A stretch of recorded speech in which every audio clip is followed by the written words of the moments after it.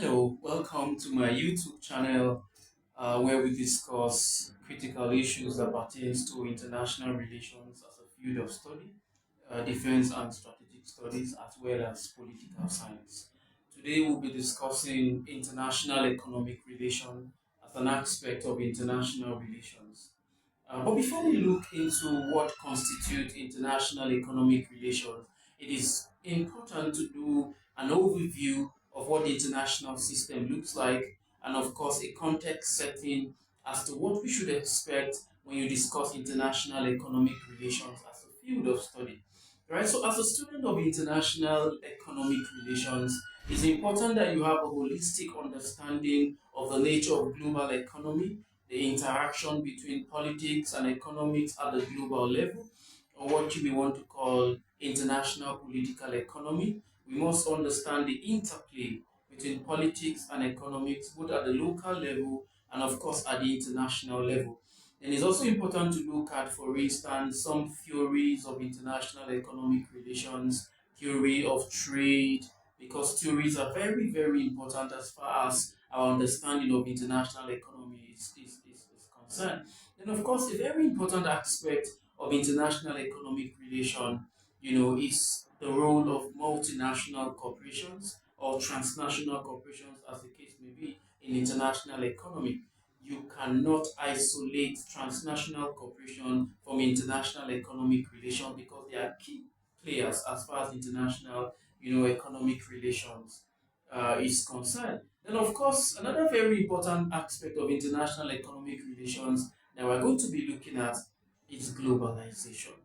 The world has become a global village, like everybody will say. But of course, what is globalization?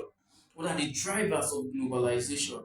And of course, what is the impact of globalization as far as international economy or international economic relation, is concerned? Then, of course, international development or international institutions or integrative mechanism also constitute a very important aspect, of international economic relations.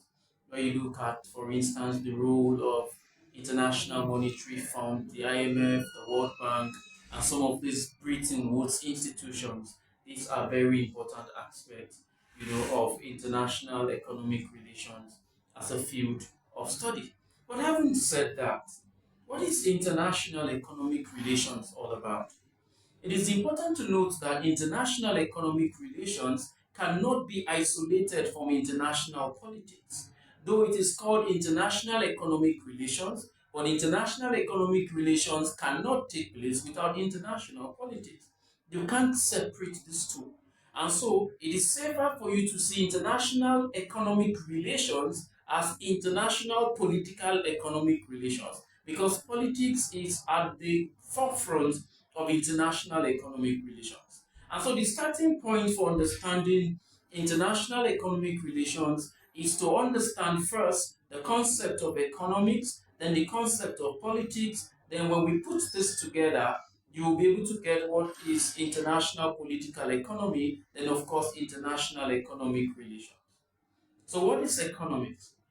Like most concepts in social sciences, economics does not have a single universally acceptable definition. The concept of economics is an omnibus concept. In fact, this concept is nebulous, like because several scholars have defined economics, from their own perspective. However, you agree with me that scholars have come to agree with the definition of Lionel Robbins that defines economics as a social science that studies human behavior as a relationship between ends and scarce means which have alternative uses. But of course, it's important to know that economics is all about production and distribution of goods and services. Economics is all about scarcity, it's all about want, it's all about ends, as the case may be. What is politics then? As usual, politics also does not have a single universal definition. Politics means different things to different people.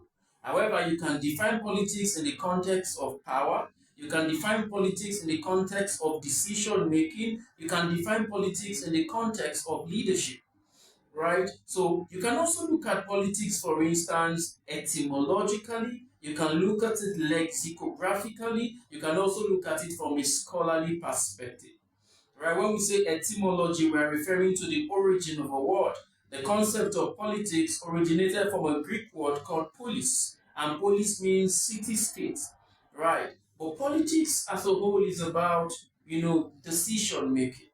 That's why, for instance, Aristotle say that every man is homo politicus, meaning that man is a political animal, and so whether you're a politician or not, directly or indirectly, you are involved in politics.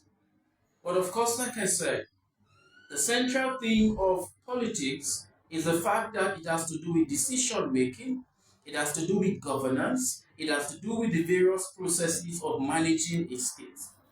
Right? So when you put this definition of politics and that of economics together, it will give you what we call political economy at the domestic level. Then at the international level, it will give you international political economy. So it simply means that political economy, which is a blend of politics and economics, simply means the interaction, the intercourse between politics and economics. The relationship between politics and economics at the domestic level is what we call political economy. The relationship between politics and economics at the international level is what we call international political economy. And like I said at the beginning of this video, that you really cannot separate politics and economics. It is like a coin with two sides, and you can't separate the two sides of a coin. And so politics and economics go hand in hand. And in most instances, the teacher would want you to discuss the relationship between politics and economics, vice versa. In elementary political science, there's a topic that has to do with the relationship between political science and other social sciences, right? And so economics is one of such social science where you can see and establish relationship between politics, and economics, right? So what is the relationship between politics and economics, right? We have said economics is a social science that studies human behavior as a relationship between ends and scarce means which has alternative uses. So at what point does economy or economics rely on politics? And at what point does politics rely on economy? It is an obvious fact that you cannot separate politics from economy or economics from politics because these two go hand in hand.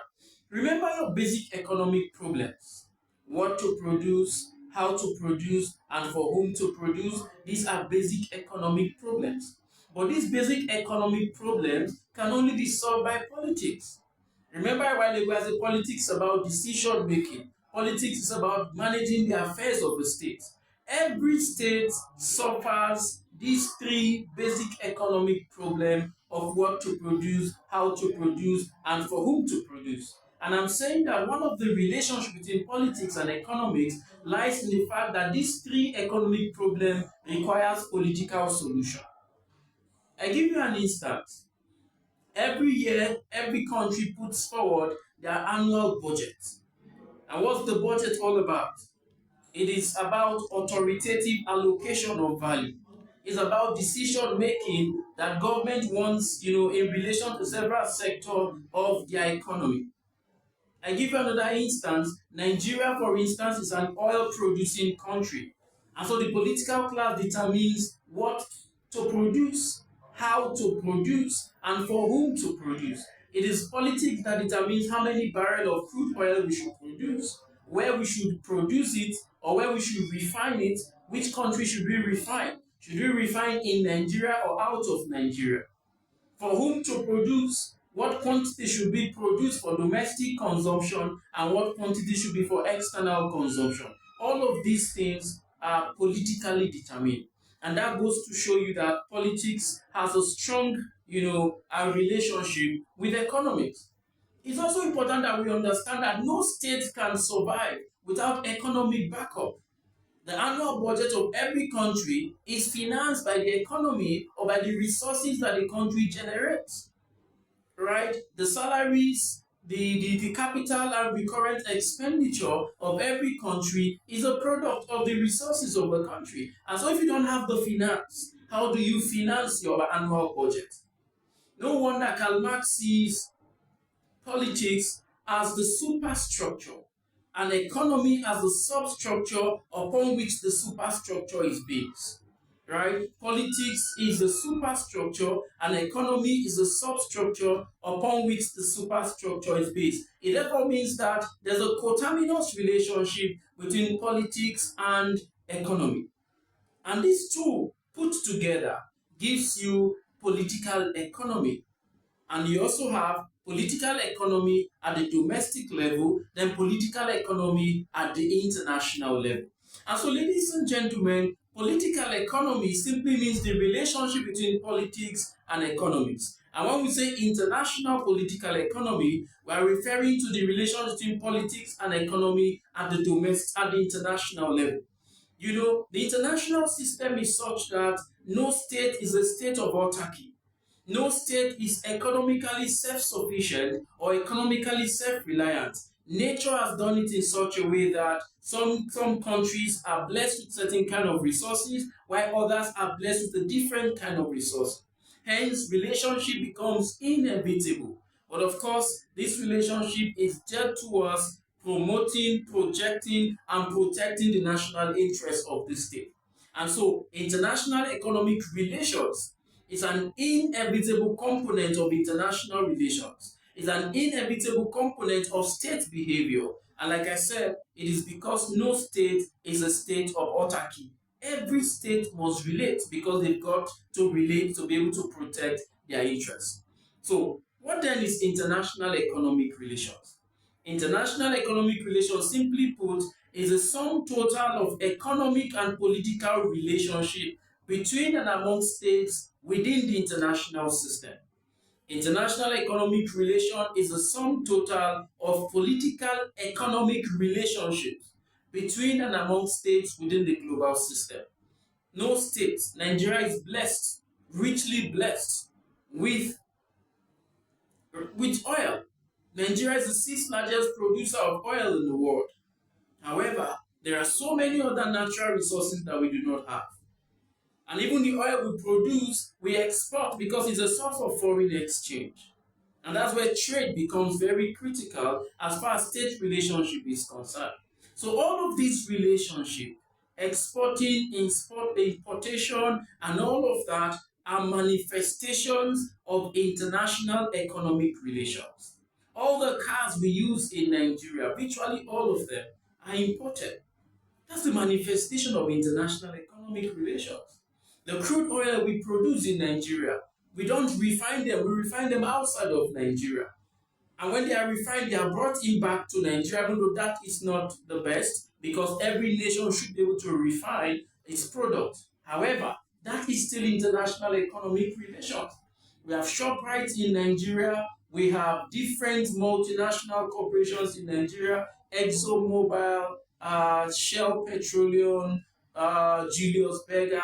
All of these are parts and parcel of international economic relations. And so the next video, we are going to look critically into some important components of international economic relations. Do not go without subscribing and liking this video.